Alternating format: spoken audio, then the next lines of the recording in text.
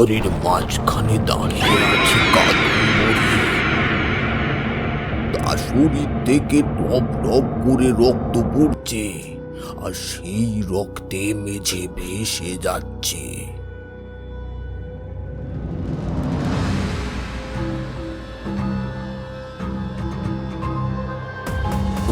লোহার ভাড়াটি দিয়ে টেনে ধরেছে।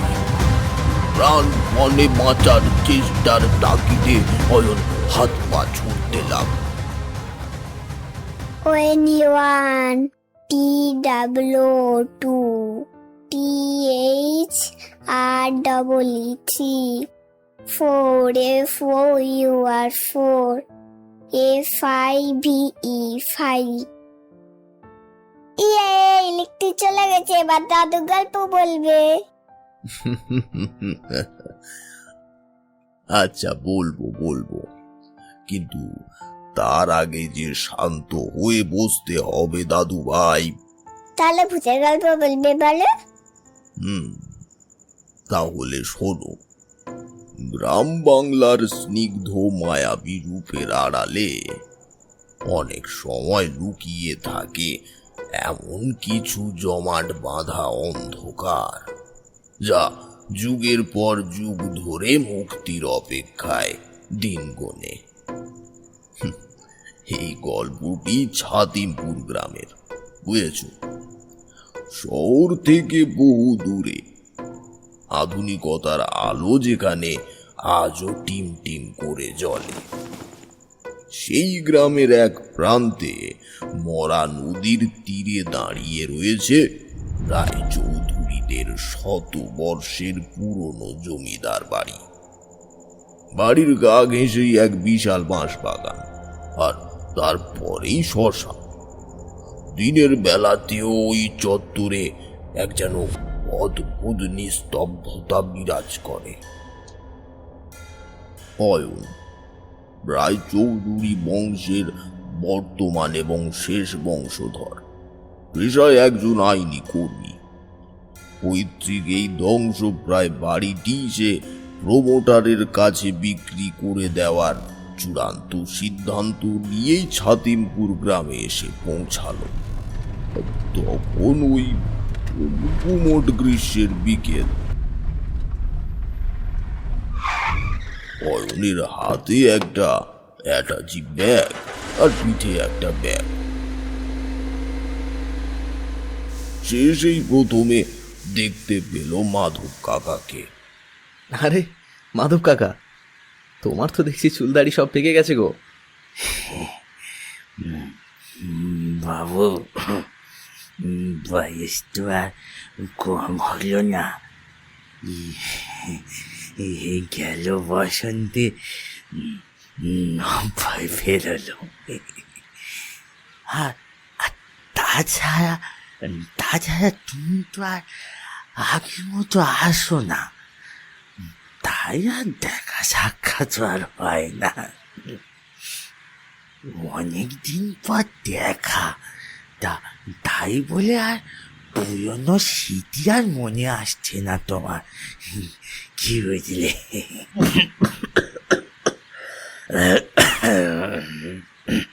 আচ্ছা মাধব কাকা, আমি কিন্তু উত্তরের ঘরে থাকবো, মানে মা বাবা যে ঘরটাতে থাকতেন সেই ঘরটাতেই। ওই ঘরটায় আমার ছেলেবেলার অনেক স্মৃতি জড়িয়ে আছে, তাড়াতাড়ি সাফ করে দাও। বাড়ির বয়স্ক কেয়ারটেকার মাধব কাকা তাকে দেখে বেশ খুশি হলেও তার চোখে মুখে এক অদ্ভুত আশঙ্কার ছায়া স্পষ্ট ছিল। দাদা বাবু এতদিন পরে এলেন, তা ওই তো এই ঘরটায় কি না থাকলে নয়?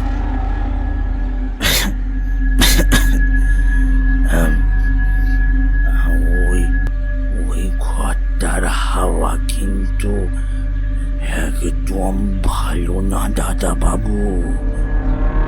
অয়ন আধুনিক যুগের ছেলে, ভূত প্রেতে তার বিন্দু মাত্র বিশ্বাস নেই। সে হেসেই উড়িয়ে দিল।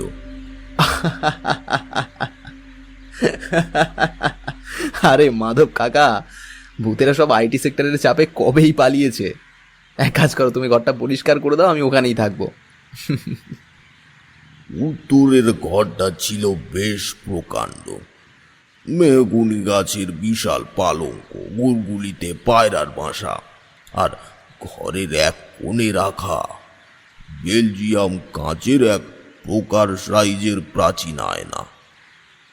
আয়নার ফ্রেমে কিছুটা মরচে ধরেছে, আর কাঁচের বেশ কিছু জায়গায়ও কালো কালো ছোপ।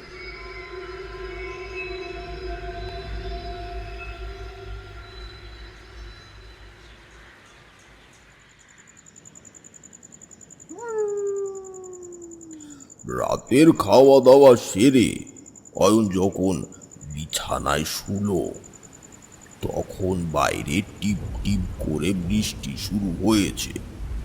রাত ঠিক তখন 2টো। হঠাৎ অয়নের ঘুমটা ভেঙে গেল। ঘরে একটা অদ্ভুত কনকনে ঠান্ডা হাওয়া বইছে। গ্রীষ্মকালে এমন হাড় কাঁপানো শীত কোত্থেকে এলো সে বুঝতে পারল না।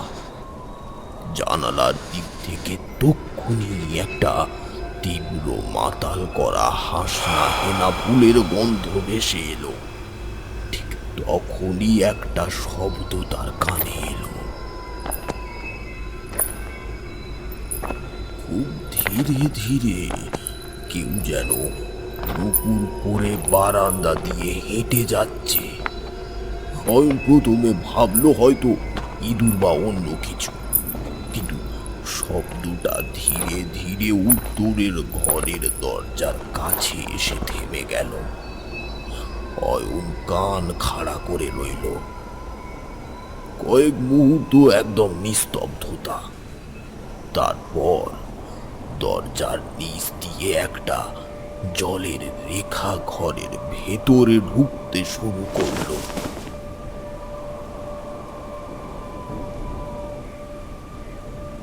অয়নের বুকের ভেতরটা ছ্যাঁত করে উঠল।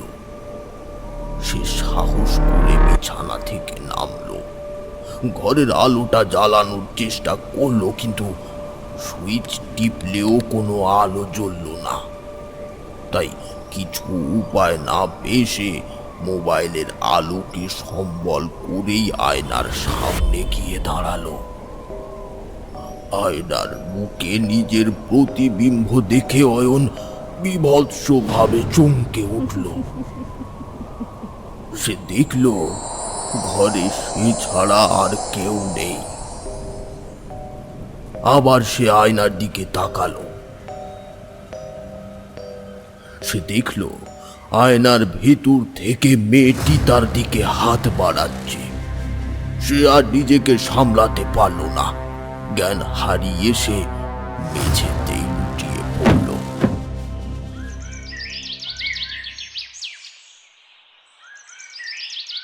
পরদিন সকালে বাবু, বাবু, বাবু, বাবু, বাবু, বাবু। মাধব কাকার ডাকে অয়নের জ্ঞান ফেরে।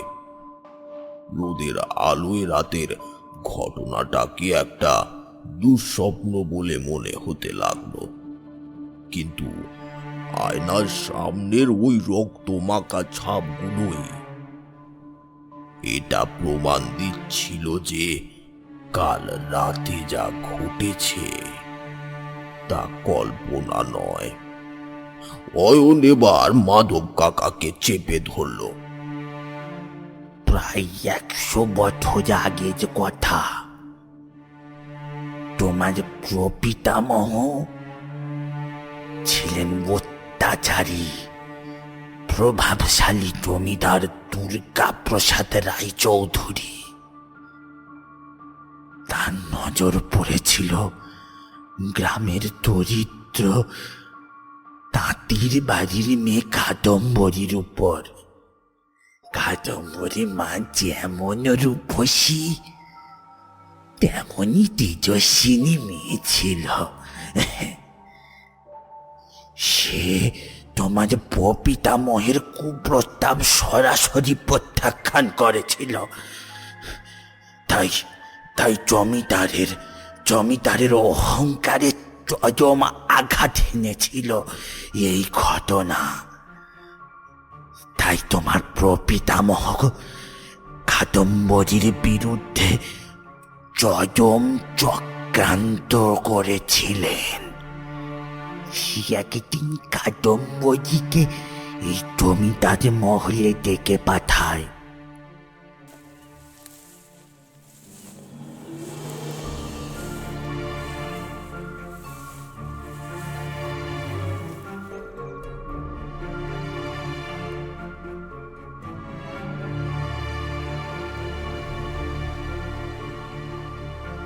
সেখানে সে পৌঁছে দেখে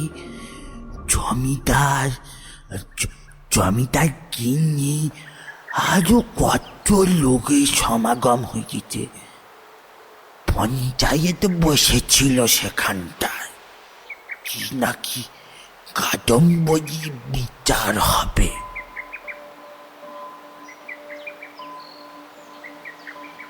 আমাকে ডেকেছেন? হ্যাঁ, আমার গিন্নির নবুক চুরি করে কোথায় রেখেছিস বল? আমি গরিব, কিন্তু চোর না বাবু। মনে যদি চোর থাকে সে বড় লোক আর গরিব লোকে কি লাভ? হ্যাঁ, তার একটাই পরিচয়, বুঝেছিস তো? সে চোর। তাই শাস্তি স্বরূপ তোকে 50 ঘা চাবুক মারা হবে।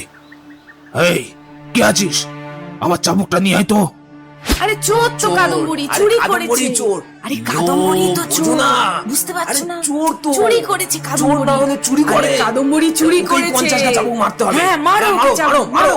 না না, আমি চোর নই, আমি চোর নই, চোর নই, আমি চোর নই, চোর নই। ভয়ামনে এসে কাদম্বরীকে চোর অপমান দিছে, চরম অপমান করে মিথ্যেবাদী কলঙ্ক আর অপমান সহ্য করতে হয়েছিল দাদা বাবু। আর সেই অপমান সহ্য করতে না পেরে সে জলে ডুবে মরতে গিয়েছিল দাদা বাবু।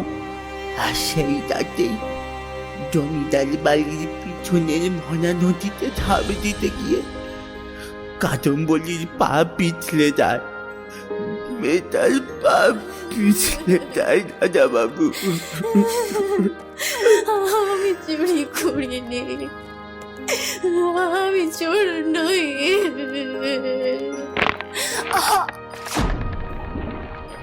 তাকে আর পাওয়া যায়নি, কিন্তু দাদা বাবু কাদম্বরী দুপুর চুরি করেনি দাদা বাবু, চুরি করেনি। তাহলে নুপুরটা কোথায় গেল?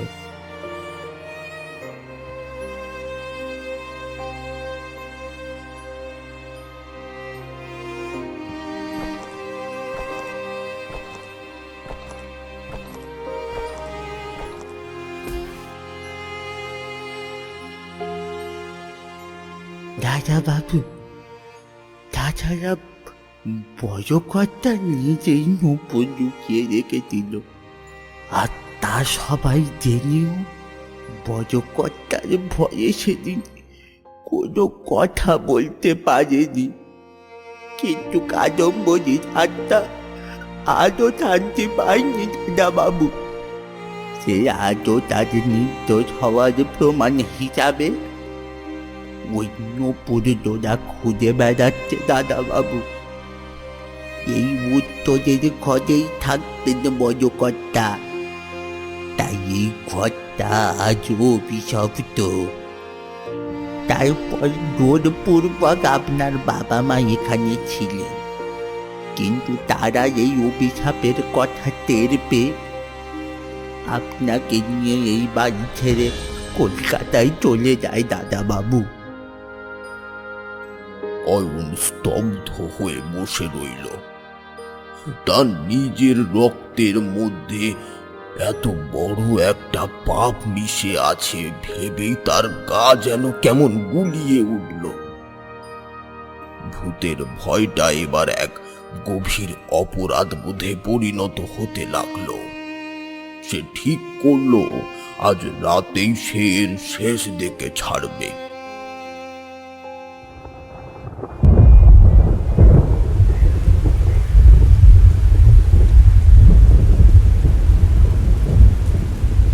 রাত 10টা বাজতেই শুরু হলো এক প্রলয়ঙ্করী কাল বৈশাখী। মেঘের গর্জনে জমিদার বাড়ি একেবারে থর থর করে কাঁপতে লাগলো।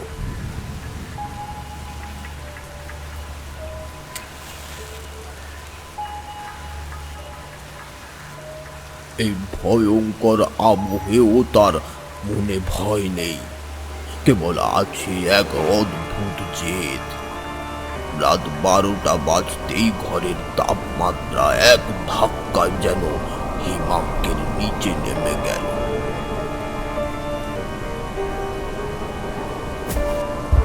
ঘোর অন্ধকারের মধ্যে আবার সেই শব্দ।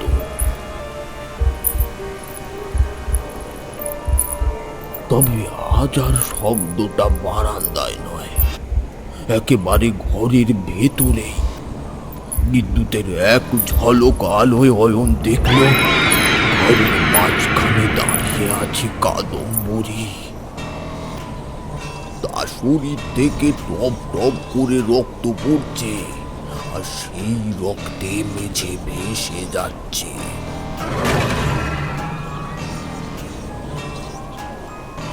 অয়ন পেছোতে পেছোতে ঘরের একেবারে কোণে এক প্রাচীন আয়নার কাছে গিয়ে পিঠ ঠেকাল।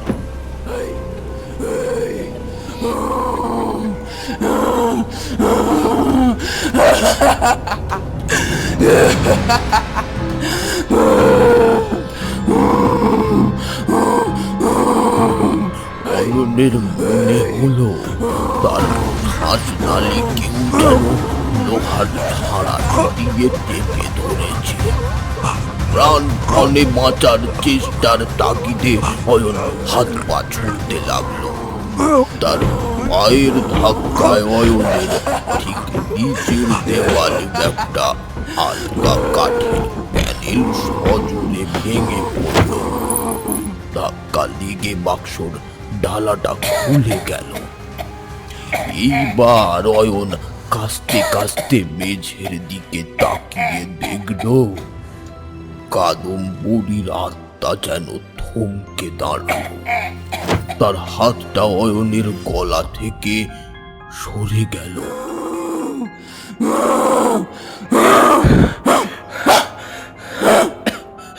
অয়ন বুঝতে পারল এই হলো সেই নপুর।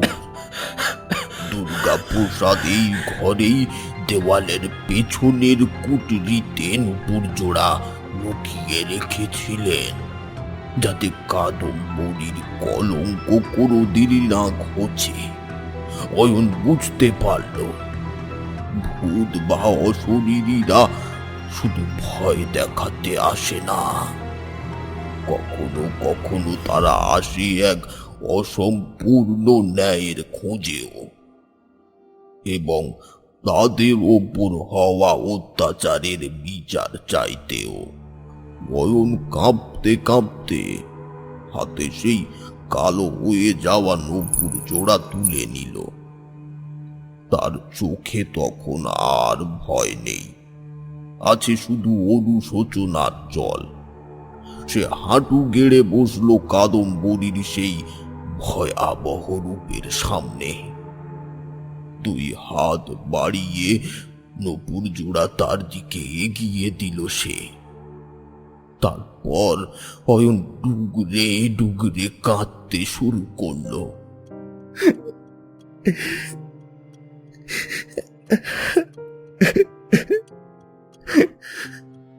তুমি তুমি তুমি চোর নও কাদম্বরী, তুমি নির্দোষ। আমি জানি আমার প্রপিতামহ চরম অন্যায় করেছিলেন তোমার সাথে। আমি তার বংশধর হয়ে তার সমস্ত পাপের দায় আমার মাথায় পেতে নিচ্ছি। এই নাও, এই নাও, এই নাও তোমার সম্মান। আমার বংশকে তুমি ক্ষমা করে দাও কাদম্বরী, ক্ষমা করে দাও।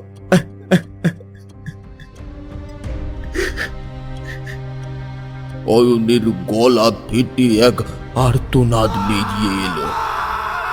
জমিদার বাড়ির শতাব্দী প্রাচীন দেওয়ালগুলোতে সেই আর্তনাদ প্রতিধ্বনিত হতে লাগলো। হঠাৎ ঘরের সেই জমাট বাঁধা কনকনে ঠান্ডা হাওয়াটা যেন উধাও হয়ে গেল।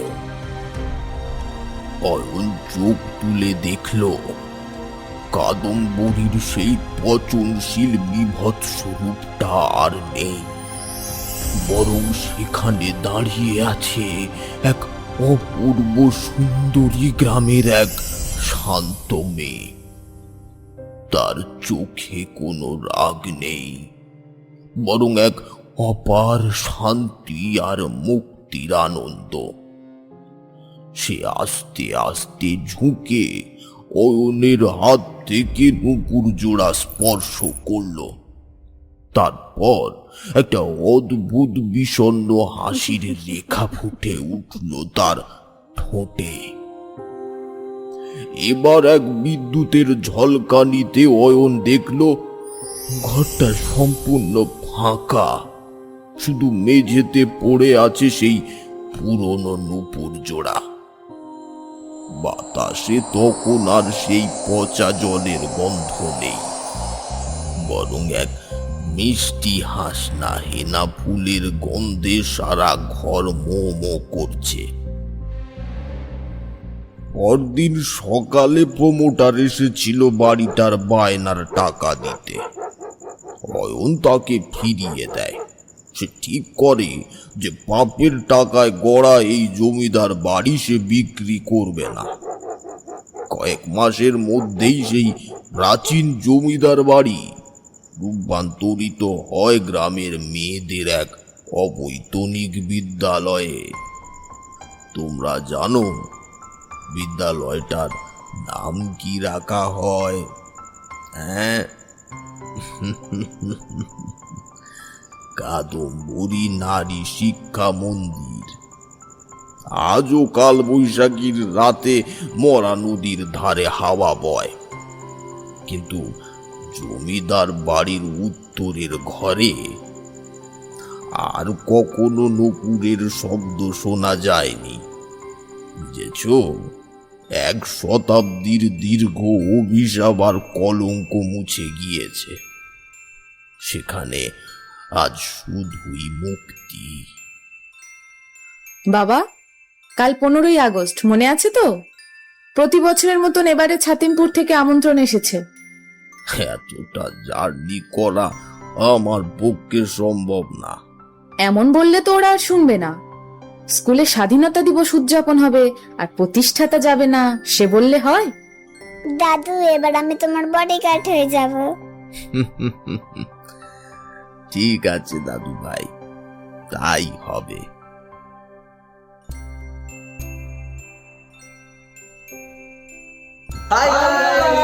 ফাইনালি চ্যানেলে গল্প এসে গেছে। তোমরা সকলে আশা করি দেখেছো। তো গল্পটা কেমন হলো অবশ্যই আমাদেরকে জানিও। আর কি কি করতে হবে তোমাদেরকে তো বলতে হবে না, তো সেগুলো করে দিও। বাকি আমাদের চ্যানেলের আপাতত সবচেয়ে বড় গল্প এটা, যেটা করতে আমার, তুহিনদা, আমাদের অ্যানিমেটর রিভু সবার প্রচুর ফেটেছে। আশা করবো সেটার মূল্য অবশ্যই তোমরা দেবে। বাকি কিছু বলার থাকলে বলে দাও। কিছু বলার নেই, আপনাদের ভালোবাসা চাই, সেটা যেন অবশ্যই আসে, কারণ এটা আমাদের লাস্ট নয়। এরপরে আসছে আরো ধামাকা ধামাকা গল্প, যেগুলো শুনতে গেলে কিন্তু সাবস্ক্রাইবটা করতে হবে। অবশ্যই সাবস্ক্রাইব করতে হবে। শুধু শুনতে নয়, দেখতে হবে, ভালোবাসা দিতে হবে। দেখা হচ্ছে নেক্সট কোনো ভিডিওতে। ওকে।